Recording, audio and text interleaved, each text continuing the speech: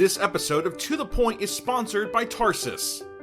Tarsus Pharmaceuticals applies proven science and new technology to revolutionize treatment for patients, starting with eye care. Tarsus is advancing its pipeline to address several diseases with high unmet need across a range of therapeutic categories, including eye care, dermatology, and infectious disease prevention. Tarsus is proud to announce that Xdemvy Lotilaner Ophthalmic Solution 0.25% is now available to prescribe.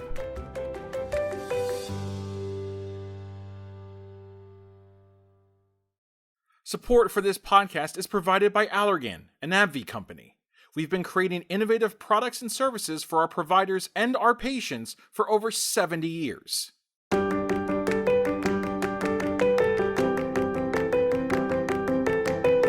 Ocular surface disease.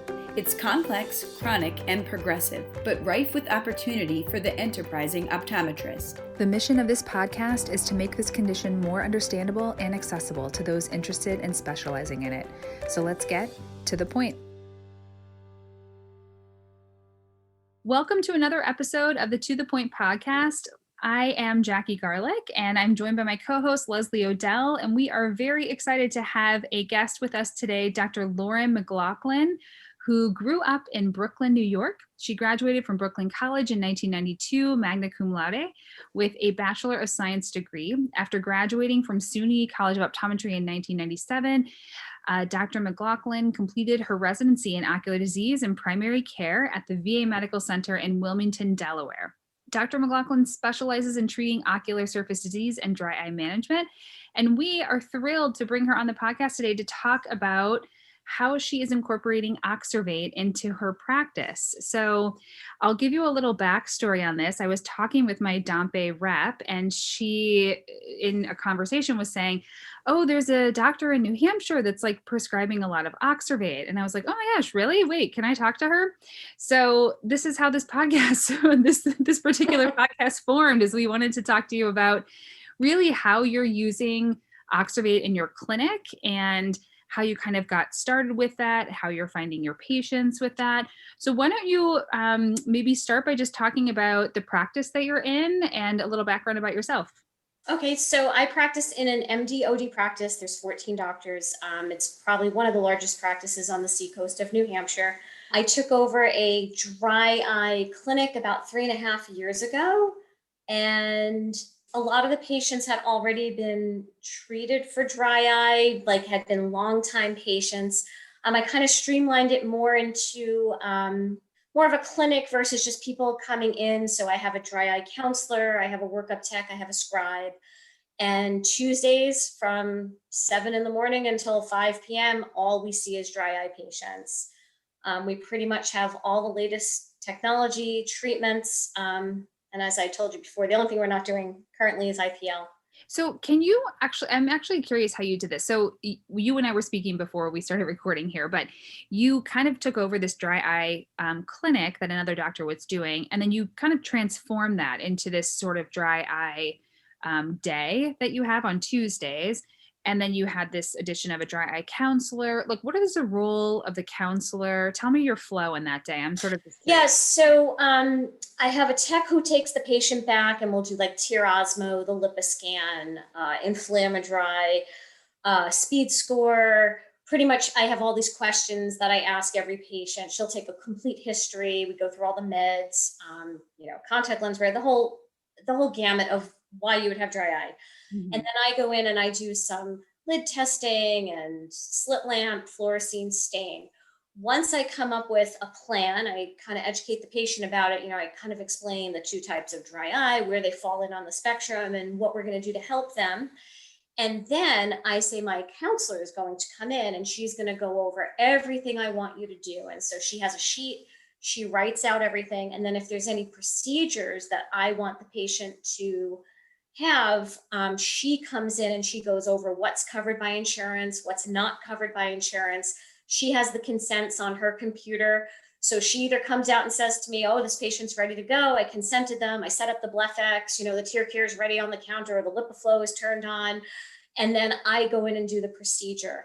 And then she follows up at the end again. She does their follow-up and then gets them out. We've been a little short-staffed since we came back from COVID. Prior to COVID, it was really flowing well. Like my counselor would even come in before sometimes I got to see a follow-up patient and say, oh, are you using your vitamins? Are you using this? Or, she'd really kind of go over everything. We've been a little bit not so great on the follow-ups recently, and that's just because we're a little short-staffed. Is your counselor someone different than a technician? She was originally a technician, so she can also do a workup if she needs to, if we start getting behind.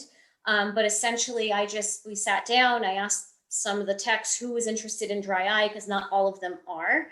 And I went over, I said to her, this is what you need to do. I need you to go in and educate the patient. Like, I only have so much time in the room to talk to a patient. So I kind of do like a very brief, this is what I want you to do. This is what we're going to call into the pharmacy. These are the procedures I think you would do great with. My counselor is going to come in and sit with you. And that way she has time to just sit in the room and answer any questions they may have. And sometimes she'll even come back. She's like, oh, patient has another question for you. And it's great. She comes and gets me. I go back in. And so it's not like I don't really have time to sit in the room for 45 minutes with a patient. So she really like takes away a lot of that like stress of like, oh my God, I've been sitting in this room for 40 minutes. I need to go see 3 more people. That's like me. That's a great idea. Having like this counselor. So you will do like, this is sort of a side note, just you were doing like tear care or whatever procedure. You do those in the same day. Like you'll talk about doing it, say you need this, and then the counselor will come in and talk to the patient and describe it and cost or whatever. And then if they say yes, you're like doing it that same day. You're not having them back for it. Yeah. So I'd say maybe 50% of the time we'll get it done that day. I also base it on what the patient looks like.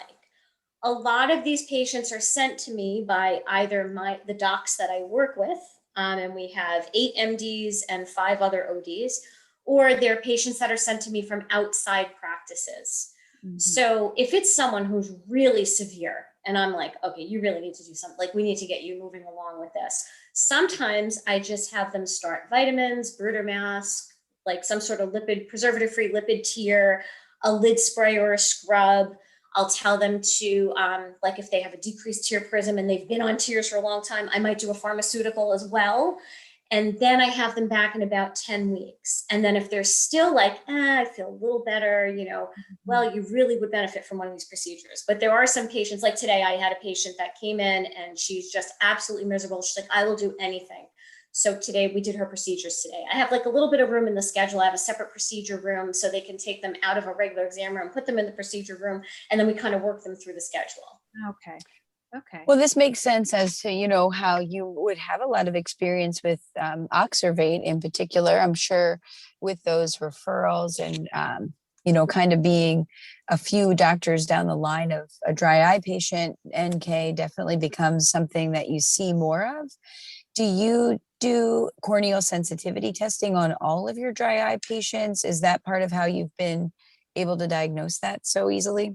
Yes. So I wouldn't say I do it on 100% of the patients, but definitely after the rep showed up that day, and in my head, I'm like, I don't have many NK patients. I don't know that I'm going to do much with this drop.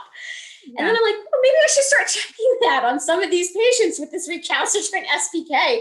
And I was actually shocked at how many of the patients really are like, they have NK. They're just, I'm like tapping away with the Q-tip and they're just like, wow, so that's why this SPK hasn't gone away. So it's kind of like one of those like light bulb moments. Like, I think I need to start checking this on many patients. Yeah. So I probably check about 75% of them. And there's some that I know don't have NK, someone sends me a dry eye patient. They're just starting to have dry eyes. They don't have any SPK, they have some symptoms. I'm not going to check someone like that, but pretty much every patient with SPK, I check now. And you're just doing the cotton wisp. Yep. Mm-hmm. But what I did learn a while ago, I was in like a think tank for Oxervate, and someone suggested possibly not just checking central cornea, like checking different quadrants. And that is huge because I did in the very beginning, I had a doctor send me a patient to see if they had neurotrophic keratitis. And I checked centrally and the patient blinked and I was like, no, it's not neurotrophic.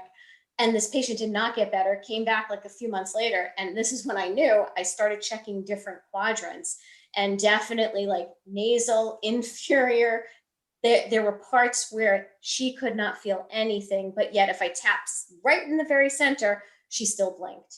So I was like, there is something to the quadrant thing. So now if I have someone where more than like, I'd say 2 or more quadrants are desensitized, I will definitely start Oxervate. And when you're doing that, are you doing this is sort of like just how exactly you do it, but do you do it behind the slit lamp or are you standing in front of the patient? No, I usually stand to the side of them and just come in with the wisp and I just check the different areas. Yeah. Well, that's kind of interesting about the central, because maybe some of that could be even, a reflex, because they can see it more when it's coming straight at them. Yeah, it's funny though, like when I find someone with like real neurotrophic keratitis though, they see me coming at them and I am tapping and they don't budge. I mean, I had someone who was almost a stage 3 and I mean, she only knew I was there because she saw me standing there. Like she had no idea what I was doing to her. So then when you've got a patient like this, you are then talking about Oxervate with them, and like, how does the conversation go with you? And then what, how is the experience been with your patients when they do this? Because it's a bit of a process, to like. Yeah. So, and that has kind of, that was a little clunky at first. But, so now it's more of so I've checked your cornea and I do think you have neurotrophic keratitis, which I think we can try everything, but things are not going to help. Like we now have a drop that can actually help your corneal nerves regenerate. And then my scribe has actually been trained in Oxervate because it's too much with the dry eye counselor and everything going on. Mm-hmm. So my scribe will then go get the Oxervate paperwork. We go over it with the patient. We sign everything in the room. She will tell them it's going to take a minimum of 5 to 6 weeks until it's actually at your doorstep. I mean, I don't know for you guys where you guys are, but I know in New Hampshire, it takes about 6 weeks until it's actually in the patient's hands. Mm-hmm. And we tell them, so the other really nice thing about working for an enormous practice is we have a whole separate office that does all the PAs, takes care of all of that stuff. So I then intramail Lady Stacy, and I'm like, so we have an Oxervate patient. We fax the paperwork over to her because they're actually at a different building than we are. And she starts the whole process. Just really rub that in, Dr. McLoughlin. Sorry, I know. I feel very fortunate. And I think that's why Oxervate runs so well in our practice because it's all about Stacy. Actually, I think Oxervate reached out to Stacy to ask her to do like a forum to teach people how to do this. She's super shy though. And she was like, oh, I'm really flattered, but I would never do something like that. I'm like, Stacy, you'd help a lot of people if you did. But so she's got it all down, and then she'll send me emails like, okay, the insurance approved it. Now it's going to Accredo. And like, so it's super smooth on my end once Stacy takes over. But I can tell you it still takes at least 5 or 6 weeks until the patient gets the phone call that it's going to be delivered. And then, well, that's interesting too. I wonder what geographically, because I've had a few patients recently that I started, and I have trained also my scribe to do it, the PA, and it's been easier than I thought. Like when Dompé came in and went through all the steps, it was a little bit intimidating, but then when we actually did the steps, I think my patient got it maybe in 2 weeks. So that makes me feel. See, and I've spoken to other doctors that say they get it in like 2 or 3 weeks. I haven't had a patient that it hasn't taken less than 6 weeks. So I don't know why that is for us. So what my scribe will tell the patient is the second you get the box, please call the office. And then we have them come in and she shows them the YouTube video and she trains them in the office how to use the drop. This episode of To The Point is sponsored by Tarsus. Tarsus Pharmaceuticals applies proven science and new technology to revolutionize treatment for patients, starting with eye care.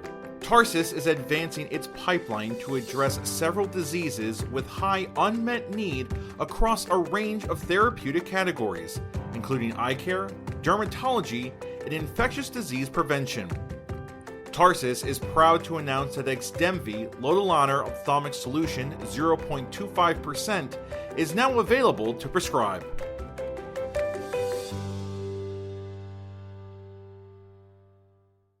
That's a great idea. I might also add that most of my patients are over the age of 70.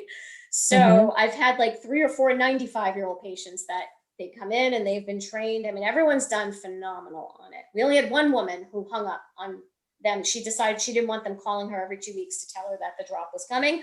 So she started hanging up on them, and I had to discontinue the drop and fill out an adverse event. I'm like, it's not because it didn't work. She doesn't want to do the drop anymore. And they're like, it doesn't matter. You still have to fill out an adverse event form. So just one failure.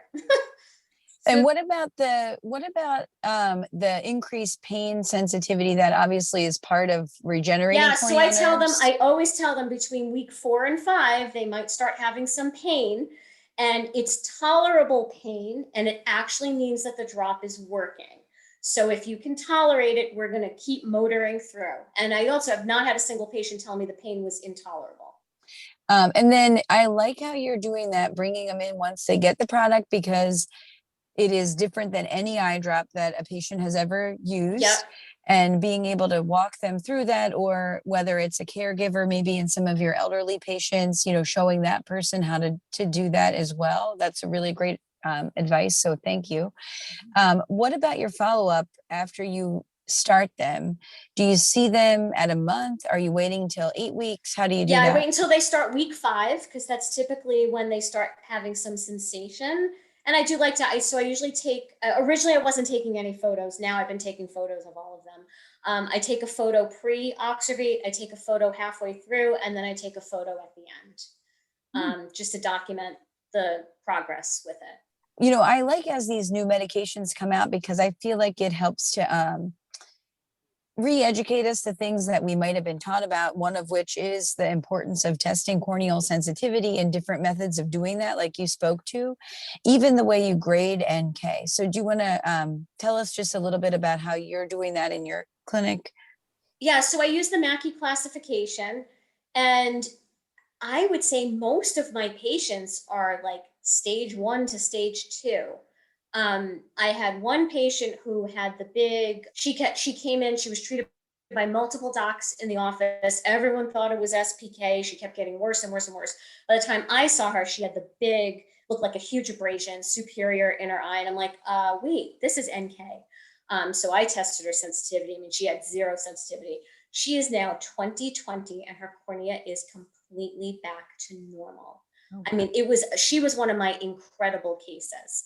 But what I started finding was, again, it's all because that light bulb went off. Like, okay, now if people have SPK and oh yeah, I've had dry eyes for years, or I'm a diabetic, or I'm this, I've worn contact lenses for 45 years.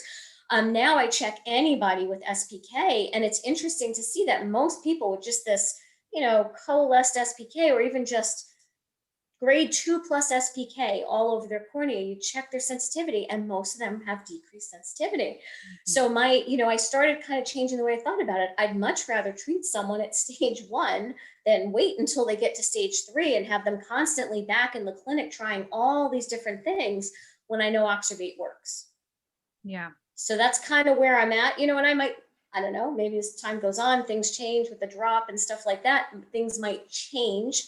Makes me a little nervous, because I think so far every single one of my patients has been given the grant, because the price was insane. So they've all qualified for the grant. And I said to the rep, I'm like, so what happens when the grants run out? She's like, don't even think about it. Just keep prescribing it. And I'm like, okay, at some point they're going to realize that NK is not as rare as we thought it was. Yeah. And I don't know, they're going to keep getting, be able to use the grants. So, but for now, we're just going with it. Yeah. I was previously testing, I think people weren't maybe testing neurotrophic for it, corneal sensitivity testing. And I honestly wasn't testing, and I was doing the central. I definitely wasn't doing quadrants until I was talking to my rep about this. But I was taught, I worked in an ophthalmology group, and we did dental floss a lot, which yep. I think that's, I kind of think the wisp is better than the dental floss, just because the dental floss is sort of a lot. I feel like I get a little more sensation than I would if I were just using a wisp. Do you ever use a dental floss, or is that just something that I learned? I've never used a dental floss, but I think Paul Karpecki uses dental floss, because any dry eye forum I've ever been in, he always talks about how he uses dental floss. Yeah, I also felt like it was a little easier in COVID with instead of the wisp, because of the glove, and then yeah, it's real hard to pull the cotton out with a glove on. Yeah. Oh, this is great. How many patients do you think you have on Oxervate? I think the rep told me recently, I think we've had at least 60 on Oxervate. Oh yeah, that's a lot. Yeah. That is definitely a lot, but I think it just goes to show that whole proactive approach. And, the other group I'm sure you're testing are the post LASIK patients that maybe have that Yes. Yep. SPK. What about anybody you've had to use it on more than once? I've heard about a few. Mhm. Yes, we've had, so the other side to the dry eye clinic is we have 2 glaucoma specialists at our office. And I had them start sending me a lot of their patients, and a lot of the long-time glaucoma patients have neurotrophic keratitis. And so I'm trying to think, 2, I think, that were glaucoma patients, long-term glaucoma patients, and I had 2 Sjogren's patients that were very, probably like stage 2 NK. And I've retreated 4, I think we're up to 4 people, maybe 5 that I've had to retreat with Oxervate. So they looked really good. And then as they started, so I usually see them right at the end of the treatment. And then I go like a month out, and then I'll go like 3 months out just to kind of keep up with them, see what's going on. And the one patient who had Sjogren's, and she had been suffering for years and years and years with filamentary keratitis. Her vision was awful. She was like 20/100 in one eye and 20/60 in the other eye. Always miserable, always complaining that she couldn't see. She did her first round of Oxervate. I mean, she was my very first patient too that I put on Oxervate. So I was amazed when she came back in what she looked like. And she said, I haven't seen this well in years.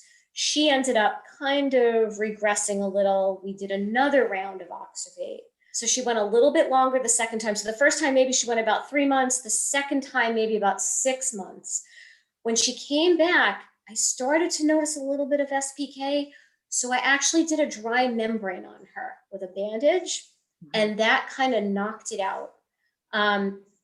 To this date, I'm still kind of doing dry membranes with bandages with her, like every, 3-4 months. Her vision is 20/20 in each eye though, and she is absolutely thrilled.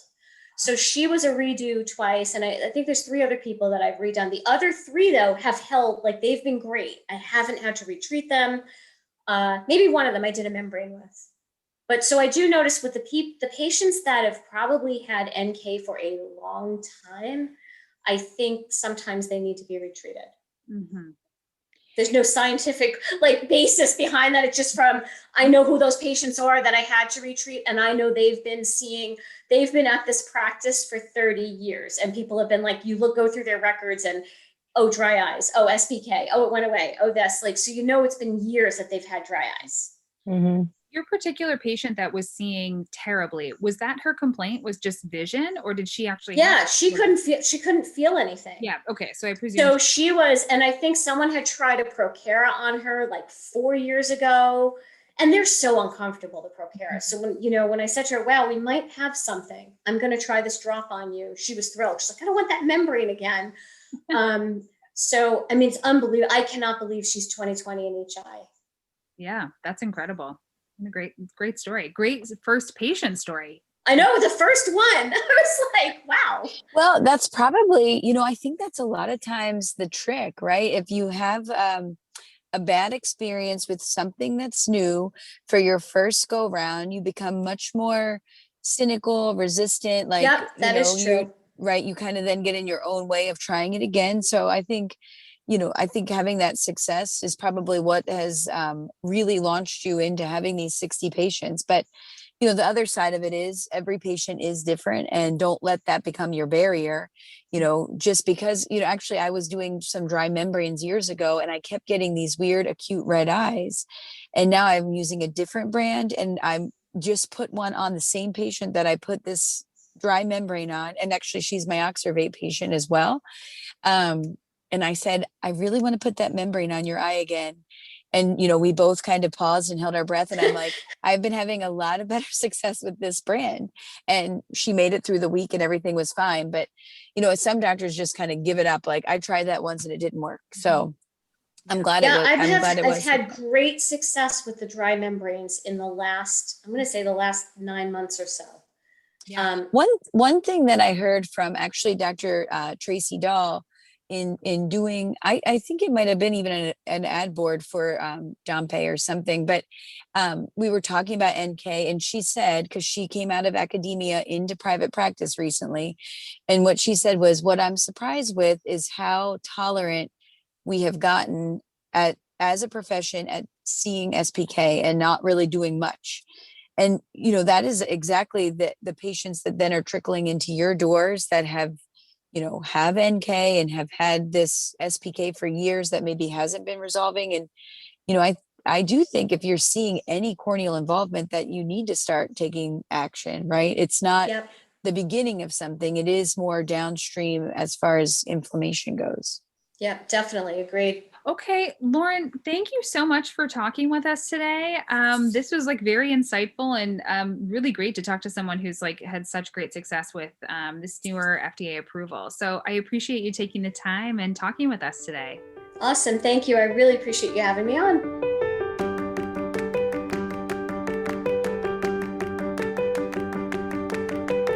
And now for the To The Point wrap-up. Remember that old saying, it's not rare if it's in your chair? Neurotrophic keratitis, or NK, may be thought to be rare when it comes to our dry eye patients, but maybe it's not so rare if you're doing the right things to identify. Are you testing corneal sensitivity on your patients with recurring SPK or keratitis? We have a lot to learn from Dr. McLoughlin and thank her for her time and dedication to NK. Oxervate is a great medication that can help improve corneal sensitivity. And I challenge you to test corneal sensitivity, grade corneal staining, and prescribe something like Oxervate when you're thinking about NK.